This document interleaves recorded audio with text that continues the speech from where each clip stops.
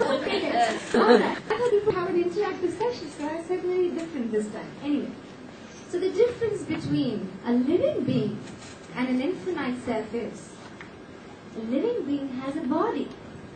Very simple. Yeah?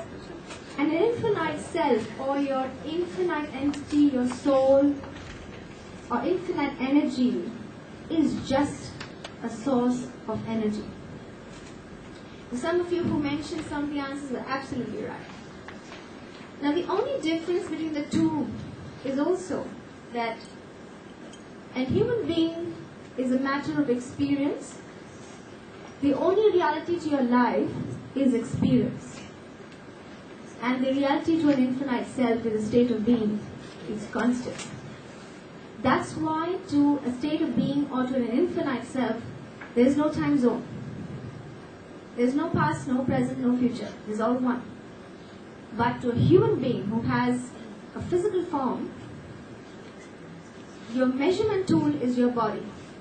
Your body's experience defines your past, your present, your future. How many of you have had deja vu? I'm sure all of you have had it. Yes. Right? I've experienced this already. I think this is happening. Don't you feel that? Yes, yes. What do you call it? That was your future? You experienced your future much before time. Right? Does that mean that everything you're living right now has been predefined? Would you say yes? Yes or no? How many of you say yes? Put your hands up. That's it? And those of you who say no, why? Why would you want it to be predefined? Don't you want it to be what you wish? Wow. In a way, yes. That's what infinite self is about. You wish what you get. You can be anybody you want. There's no boundaries to you. Any question you ask, you have the answer. And I think everybody likes to be there. Some of you are scared. Some of you don't want to bother. And let me tell you one thing. Reality of your life.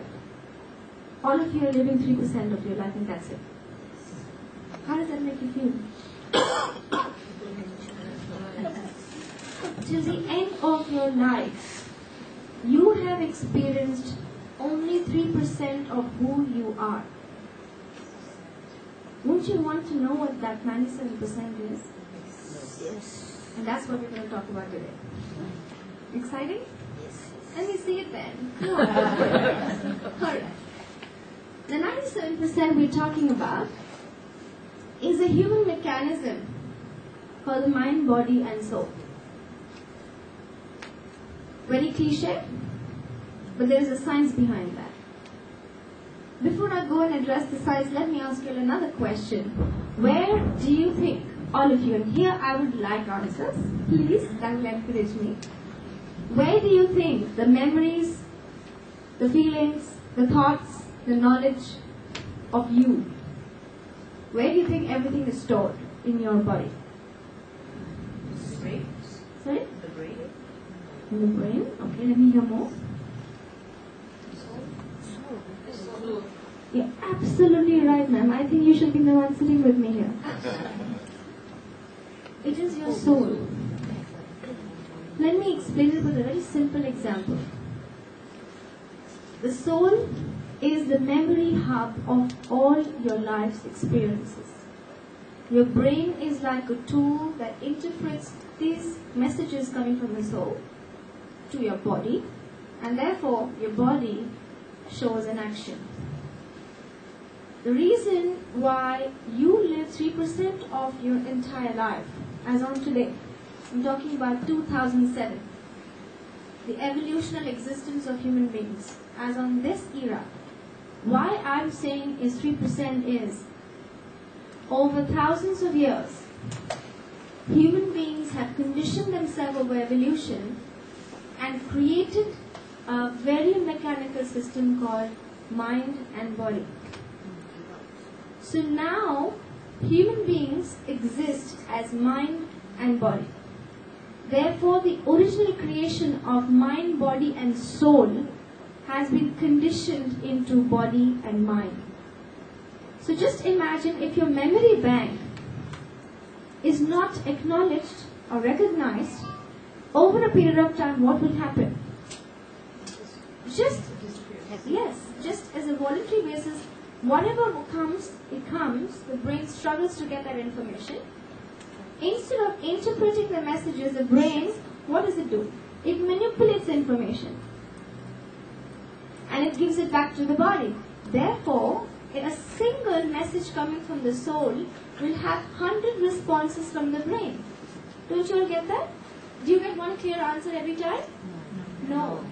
You get so many responses in your brain.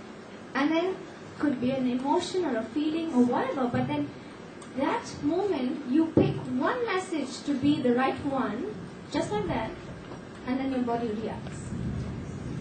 But let me tell you, nature did not create us like that. Your mind, body, soul was a seamless process. But one clear message comes from the soul, the brain takes it as a clear 100% message, and then it responds back to the body. And that's why life was not complicated. Today, we are brilliant in terms of the way we have used the brain mechanism. Technology created, brilliant. Today we use cell phones, but thousands of years, we could just talk to one another. One person sitting in one country, the other person sitting in another country to telepathy.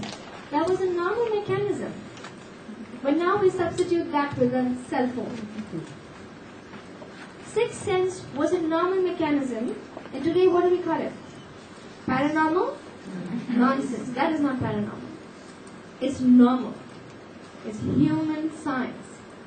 And I'd love that you guys, all of you here, could have it. Wouldn't it be nice? Yes. To know that 100% of you, and to have the one clear answer and not know what that confusion is all about. You look at a nice man, you know whether you love him or you don't love him. You don't want to spend 20 years of your life to discover that. Right? Life has just become a bundle of chaos. But this is due to society and norms and all that, all the peer pressure. So, I mean, in the sense that when you talk about the mind, body and soul, it's like you say, the conditioning. All of us have been conditioned by society. You have to conform. Well, who created the society? We. All of us. Equals to we. You're right. Maybe the system. But who emphasizes the system is we. So we have to break away. Yeah. See, it's taken us thousands of years to become who we have become today. And maybe if we reinvent the wheel today, we'll get back our systems again. I like that. I want to have telepathy. I don't want to pay my phone bills. She's got it right. And I would like to travel abroad without going.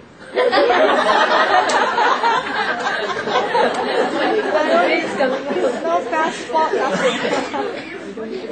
But just imagine, thousands of years, walking on water, flying in the air. Astral travel. Everything was a normal phenomena. Believe me, it was a normal phenomena.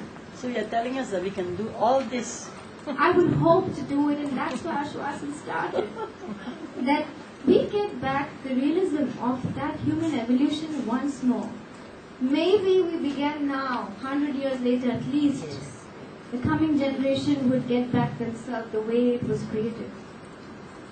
Well, look, I'm not compensating or substituting it to the brilliant creations that we have had.